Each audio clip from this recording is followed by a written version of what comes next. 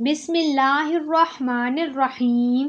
آج ہم آپ کو ایک ایسے خط کے بارے میں بتائیں گے جو یمن کے بادشاہ نے پیارے نبی صلی اللہ علیہ وسلم کی ولادت سے 1000 سال پہلے لکھا، اور وہ خط پیارے نبی صلی اللہ علیہ وسلم کو 1000 سال بعد کیسے ملا۔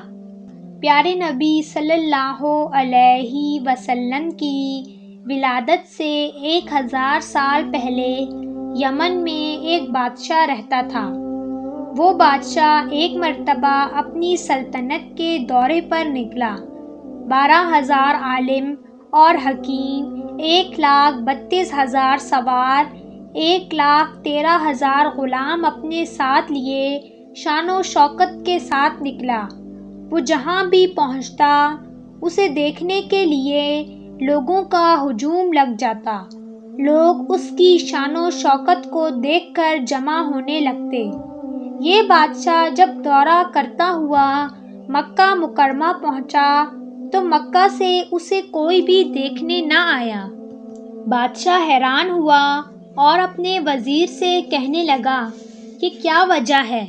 وزیر نے کہا، اس شہر میں ایک گھر ہے جسے بیت اللہ کہتے ہیں، اس کی لوگ بہت تعظیم کرتے ہیں، اور جتنا آپ کا لشکر ہے اس سے کئی زیادہ دور اور نزدیک کے لوگ اس گھر کی زیارت کو آتے ہیں اور یہاں کے باشندوں کی خدمت کر کے چلے جاتے ہیں، اس لیے آپ کا لشکر ان کے لیے اہمیت نہیں رکھتا۔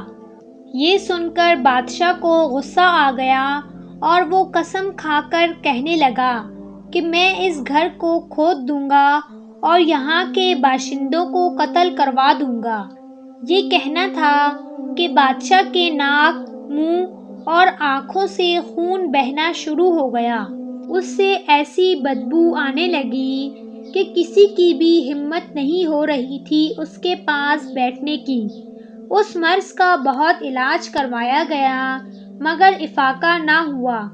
شام کے وقت بادشاہی علماء میں سے ایک عالم تشریف لایا اور نبض دیکھ کر فرمایا کہ مرض آسمانی ہے اور علاج زمین کا ہو رہا ہے۔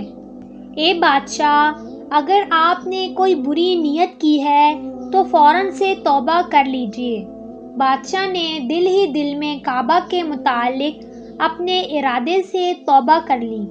توبہ کرتے ہی بادشاہ بالکل ٹھیک ہو گیا، اس کے منہ سے خون نکلنا بند ہو گیا، اور پھر اپنی صحت کی خوشی میں اس نے بیت اللہ کو ریشمی غلاف چڑھایا اور شہر کے ہر باشندے کو 7 اشرفیاں اور 7 ریشمی جوڑے دیے۔ وہاں سے بادشاہ کا لشکر مدینہ منورہ پہنچا۔ ساتھ جو علماء تھے، جو بہت بڑے عالم تھے، وہاں کی مٹی کو سونگھنا شروع کر دیا، کنکریوں کو دیکھا، اور آخری نبی حضرت محمد صلی اللہ علیہ وسلم کے متعلق جو پیشن گوئیاں انہوں نے اپنی کتابوں میں پڑھی تھی، جو علامتیں انہوں نے پڑھی تھی، ان کے مطابق اس سرزمین کو پایا۔ انہوں نے وہیں عہد کر لیا کہ ہم یہیں مر جائیں گے مگر اس سرزمین کو چھوڑ کر نہیں جائیں گے۔ اگر ہماری قسمت میں ہوا تو کبھی نہ کبھی جب آخری نبی صلی اللہ علیہ وسلم تشریف لائیں گے تو ہمیں ان کی زیارت نصیب ہو جائے گی، ورنہ ہماری قبروں پر ضرور کبھی نہ کبھی ان کے جوتوں کی خاک اڑ کر پڑ جائے گی، جو ہماری نجات کے لیے کافی ہوگی۔ یہ سن کر بادشاہ نے ان عالموں کے واسطے 400 مکانات تعمیر کروائے، اور اس بڑے عالم کے مکان کے پاس حضور صلی اللہ علیہ وسلم کی خاطر 2 منزلہ عمارت تعمیر کروائی، اور وصیت کر دی کہ جب آپ صلی اللہ علیہ وسلم اس دنیا میں تشریف لائیں تو یہ مکان آپ صلی اللہ علیہ وسلم کی آرامگاہ ہوگی۔ پھر بادشاہ نے ان 400 علماء کی کافی مالی امداد بھی کی اور کہا کہ تم ہمیشہ یہیں پر رہنا، اور پھر اس بڑے عالم کو ایک خط لکھ کر دیا اور کہا کہ میرا یہ خط آخری نبی صلی اللہ علیہ وسلم کی خدمت میں پیش کر دینا، اور ہمیں زندگی میں آخری نبی صلی اللہ علیہ وسلم کی زیارت کا شرف حاصل نہ ہوا تو اپنی اولاد کو وصیت کر دینا، اور اگر تمہاری اولاد بھی آخری نبی صلی اللہ علیہ وسلم کی زیارت کا شرف حاصل نہ کر سکے تو ان کو کہنا کہ اپنی بعد میں آنے والی اولادوں کو وصیت کرتے رہیں اور یہ خط محفوظ رکھیں حتیٰ کہ آخری نبی حضرت محمد صلی اللہ علیہ وسلم کی خدمت میں پیش کر دیا جائے۔ یہ کہہ کر بادشاہ وہاں سے چل دیا۔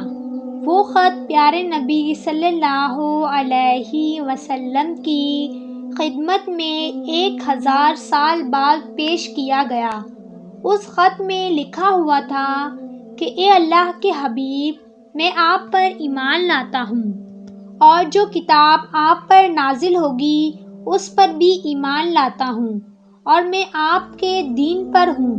بس اگر مجھے آپ کی زیارت کا موقع مل گیا تو بہت اچھا اور غنیمت، اور اگر میں آپ کی زیارت نہ کر سکا تو میری شفاعت فرمانا، اور قیامت کے روز مجھے فراموش نہ کریے گا۔ میں آپ کی پہلی امت میں سے ہوں، اور آپ کے ساتھ آپ کی آمد سے پہلے ہی بیعت کرتا ہوں۔ میں گواہی دیتا ہوں کہ اللہ ایک ہے اور آپ اس کے سچے رسول ہیں۔ یہ خط ان علماء کی نسلوں کے پاس سے محفوظ چلا آیا یہاں تک کہ پیارے نبی صلی اللہ علیہ وسلم کی خدمت میں پیش کیا گیا۔ امید ہے کہ آپ کو یہ واقعہ پسند آیا ہوگا، تو ہمارے چینل کو سبسکرائب کریں، ویڈیو کو لائک اور شیئر ضرور کریں۔